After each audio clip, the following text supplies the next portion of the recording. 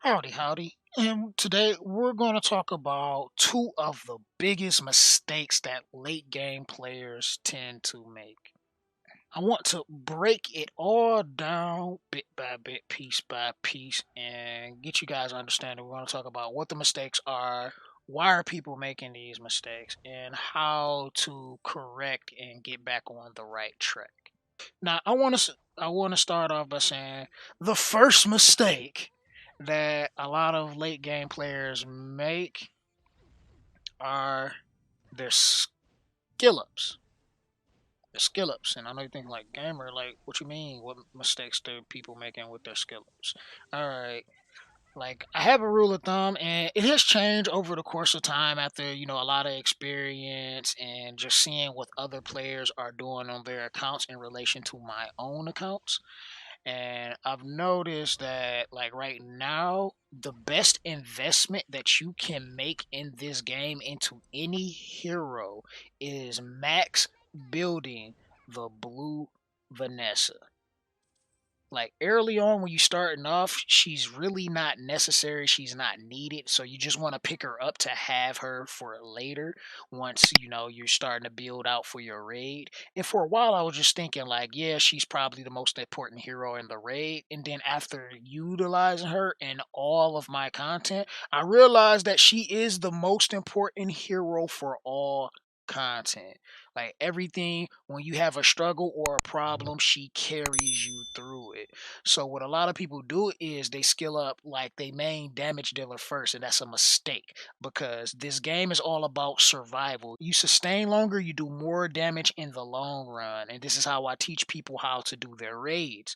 Is that you can max build and have a really strong comp because like there's one person that really don't even use any like supports any healers or anything like that and does tremendously well in their raids, one of our best players. But the thing is, once they get into those higher stages, they fall off really bad because they don't have any sustain. They're just a glass cannon and they just pow, pow, pow, pop off and can't do anything outside of just doing damage and not able to survive. So that's a bit of a problem. So, and I know a lot of you have done that. You've built your main damage dealer, and then you start putting skill ups into them, thinking you're doing something because you have all this damage. And one thing I've noticed with a lot of people, like when you can compare my damage dealer to theirs, their damage dealer outclass mine, uh, way beyond stronger than me, but do as they can't clear as much content as me. They can't do as much damage as I can because they can't survive and they can't sustain. And that's what the blue Vanessa does for you. She gives you all of your sustain. So if you're going to skill up any hero first, because before I was always saying your turn bar booster first, I think maybe second or third turn bar booster is a good one. But now blue Vanessa hands down should have all your skill ups. So what should you do right now if you've fell into this trap and have this problem? Stop skilling up whatever you skilling up and start skilling up blue Vanessa. Just stop and start skilling up blue Vanessa. Trust me, you're gonna thank me later. Now, I can elaborate a little more, and I guess I can put a little more emphasis on it and just tell you like what she has done for me after skilling her up versus my other accounts and what I see other people do on their accounts, skilling up other heroes instead. On my main KR account, which is the 9 account, it's a little more progress in terms of the amount of heroes and gear, I would want to say. Maybe not gear so much now, but definitely the amount of heroes that I have built on that account. And I've gotten up to T9. I probably can do T10 manually or something like that, but that's manual. I legit clear T10 auto by mistake because I didn't realize I did that run, and I can full auto 9. It's not 100% success, but the success rate is decent enough that I don't have to worry about it. And I know a lot of other players that can clear 9, but they can only do it manual. And like the gear drops are significantly better in 9 than there are in 8, and better in 10 than they are in 9. So it's just being able to do that full auto opposed to not being able to is important. And not that you couldn't do it if you didn't have her, it's just the amount of heroes that you have to invest into just to clear a content that one hero investment can give you is tremendous. So that's just my argument there and why you have made that mistake. So let's move on to the second biggest mistakes that late game players make, and that's planning your heroes. This is one that I kept talking about in Discord a lot. You should join the Discord because this is where we talk about, engage, and get conversations on these things, and you can get this kind of information before I put it out in a video. But I was talking on Discord to quite a few people that was talking about like what should I build next, how I should build. I never have any resources. Like what am I doing? They kind of confused on what they supposed to be doing. And the thing is, you should be planning your heroes. Every hero that you're about to focus, you should have a plan. And with that plan, you should have no problems with building them. So I can take like my Lucilica account, which is my alternate KR account, and it's completely free to play. We're going to go to that account in a sec. So on this account, like my main focus was the green Lucilica herself, max building her. She's taking all of my skill up investment, and I made sure I finished her off. But during that time, I was planning around what heroes I'm going to build. I knew I needed the offset for the Red Atlas, so I was sort of working on her. So I made sure I leveled her. I had enough pots, and I saved my pots to max level her. And after her, my main focus was the blue Lucilica because she was in my next contract after I had got Red Atlas. So I know during that time I had 30 days. So that means 30 days for me to save up and stack all of my resources. So once I got my blue Basilica, I can just put everything into her. I have enough crystals so I can buy gear to make sure she has the gear she needs. I can ascend her because I farmed enough mats throughout the month and the previous time so I can get her to ascension. I'm working on getting her second ascension. We just need to farm the rest of these mats, but we already have the renown for it. So she's already set for herself to be max built. And I had the pots to max her to 60. So this is how you just plan out your heroes, and you kind of want to take a month at a time to farm, especially if you're free to play. You can have a whole month of grinding to farm to be able to build your heroes out. And for people that's spending a little bit, they're spending a little bit more, you're able to do the same thing and maybe build the hero and do a lot more with building them, or build two heroes if that's possible in maybe a shorter period of time or spread out between the time. So now my next mission is to level up the gear that's on my blue Lumi and probably start working to max building her because I don't have any projects in particular that are important for this account right now.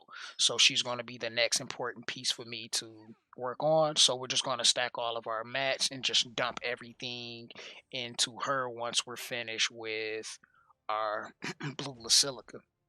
And it doesn't necessarily have to be the contract heroes. It could be some of the paid heroes that come out for some of you guys that do spend and buy a paid hero. So we don't know what our heroes for this month is going to be. So you could possibly be saving right now. So once we get the heroes coming in, you have something and you can just build them outright. Unless you're just one of those people that just got it like that and you can just spend and doesn't really matter. But we all are still limited to the amount of agates we can get and somewhat the amount of experience elixirs that we can get.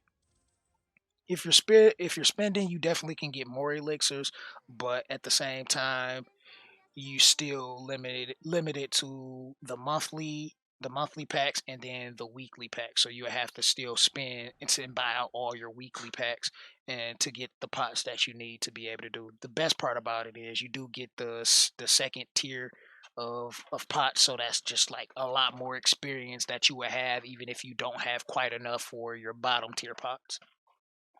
So something to keep in mind when you are planning your heroes, and you have to do this for every hero. Now there might be a point where it's like, all right, I'm working on my raid, but I need a bunch of heroes to work on. So in this case, what you'll be doing is probably focusing on splitting the resources evenly across those heroes, just getting them like, if let's say you might can do 2 or 3 heroes at a time. So you promote those heroes and you got enough pots to maybe take one hero to 60, but instead of doing that, you split it up and take all three of them to 30, and then just start putting the little bit of pots in evenly until you get them to a certain point like that. So you're still actively working towards building those heroes, but you're not putting a multitude of focus on them. You're just putting enough focus just to increase the survivability and capability for your raid team in particular.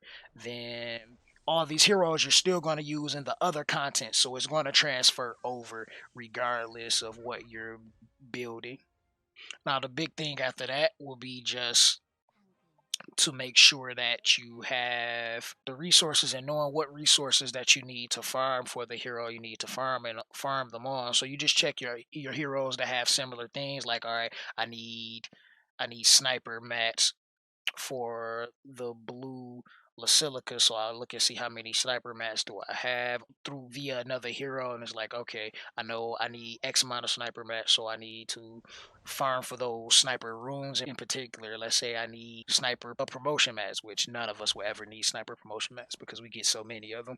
Go farm some story missions to make sure I have those, and I can just do that like each week. I can just like focus on one thing every week and just make sure I'm just grinding until I get, hopefully, the mats I need. And if you don't get everything though, at least you're actively working towards it, so you can still have them max. Even if you can't get them to 6 star, even if you can't get the first ascension, you can have them close to that first ascension. Or you can get the first ascension and can't get the second one, you can have them close to that second ascension and have them maxed out at their 5 star and ready to be promoted once you farm the rest of the materials that you need.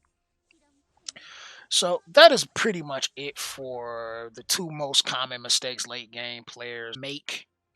So if you got something that you want to say, please leave that down in the comment section below. I'd like to discuss it. If you have a different opinion on some of the things, I know some people might be feeling like, oh, I like my damage dealer. Just go ahead, please. Just skill it, blue. Vanessa, trust me, you're gonna thank me later. You're gonna be like, Gamer, man, I should have listened sooner. I'm like, yeah, I know. All right, now go grind and level up. But like the video if you like it. If you didn't, there is a button for that as well. Make sure you come check us out on Discord, because that is where you can get this information ahead of time before I even put out a video. I might even be talking about it a few weeks in advance. Subscribe if you're new here. Turn those post notifications on so you can see my videos when they go live. And this is your host, Gamer Dude 2088, and I will see you next time. And I'm out. Much love. God bless. Deuces.